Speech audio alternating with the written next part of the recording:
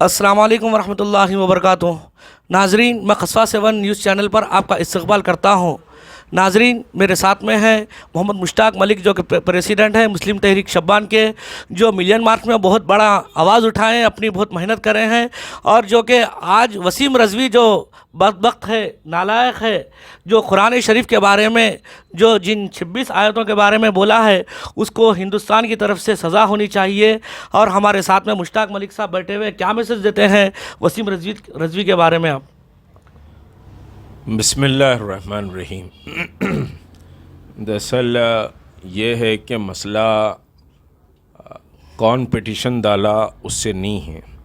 اس کے پیچھے جو سازش ہے اس کو سمجھنے کی ضرورت ہے۔ دراصل یہ کہ بجرنگ دل، وشو ہندو پریشد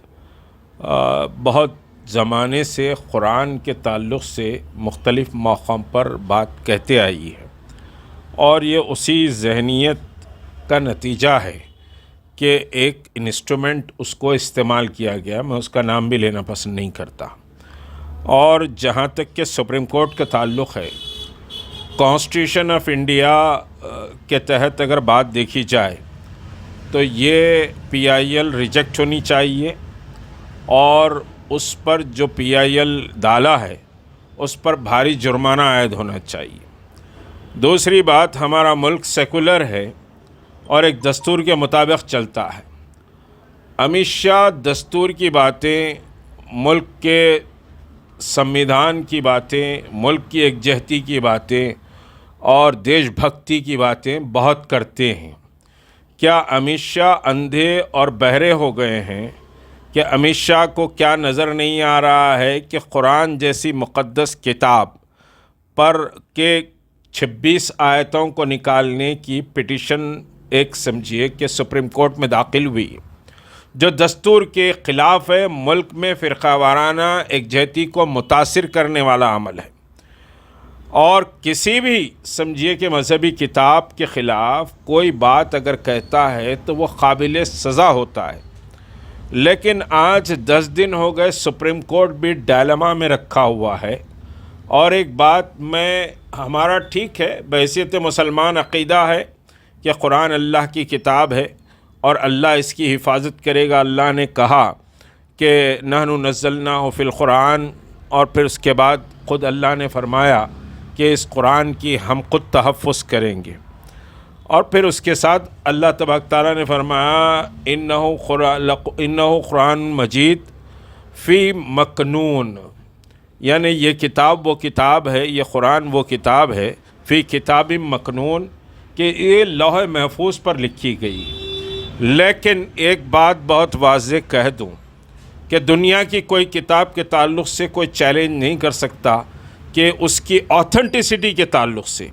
لیکن قرآن کی سچائی اور قرآن کی آتھنٹسٹی کے تعلق سے میں سمجھیے کہ بحیثیت مشتاق ملک، قرآن کے ایک ادنا طالب علم کی حیثیت سے چیلنج کر سکتا ہوں۔ میں عقیدے کی بات نہیں کر رہا ہوں، میں فیکٹس آف دی سمجھیے کہ صاحب قرآن کی بات کر رہا ہوں۔ فیکٹس پہ ہم چیلنج کر سکتے ہیں کہ قرآن جس حالت میں محمد رسول اللہ صلی اللہ علیہ وسلم کے قلب اطہر پر نازل ہوا، اسی حالت میں قرآن آج تک ہے اور قیامت تک رہے گا۔ اس پر دنیا نے بہت ریسرچ کر لیا کہ قرآن میں کہیں تحریف ہوئی ہے، کہیں تبدیلی ہوئی ہے، اور پھر جو قرآن جس حالت میں ہے اس کا تحفظ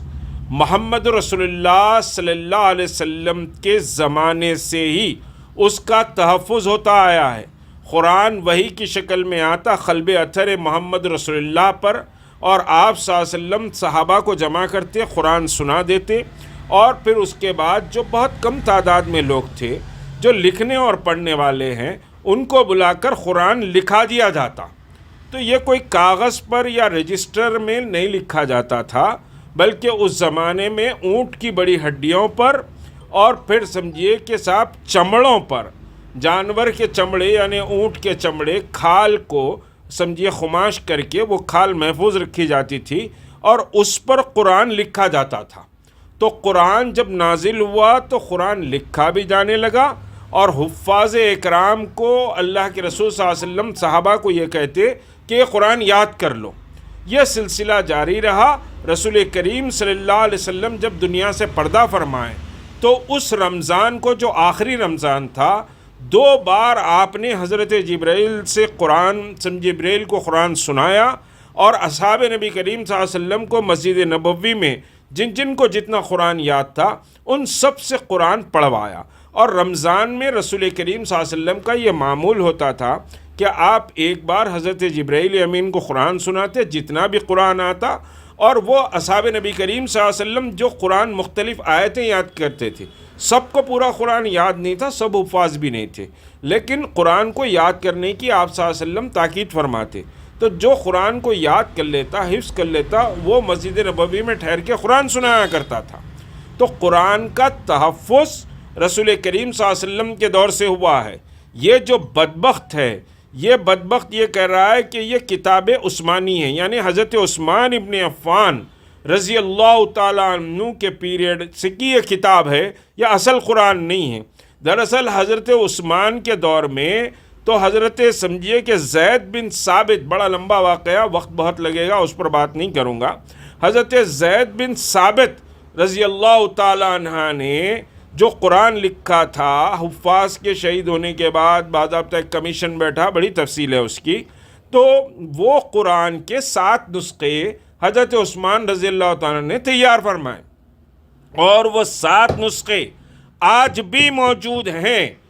دنیا کے مختلف میوزیمز میں، وہ 7 نسخے موجود ہیں، اس کی بڑی تفصیل ہے۔ تو قرآن رسول کریم صلی اللہ علیہ وسلم کے دور سے اس کا تحفظ کیا جاتا رہا ہے،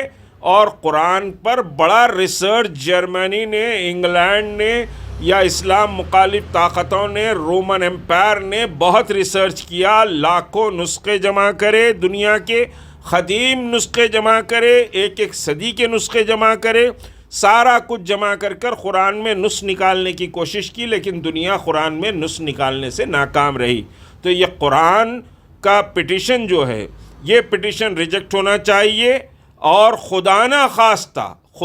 خواستہ یہ ایڈمٹ ہوتا ہے تو ملک میں انارکی پیدا ہوگی، بہت بڑا طوفان آئے گا جو ہندوستان اس طوفان کو سنبھال نہیں سکے گا۔ السلام علیکم ورحمۃ اللہ وبرکاتہ۔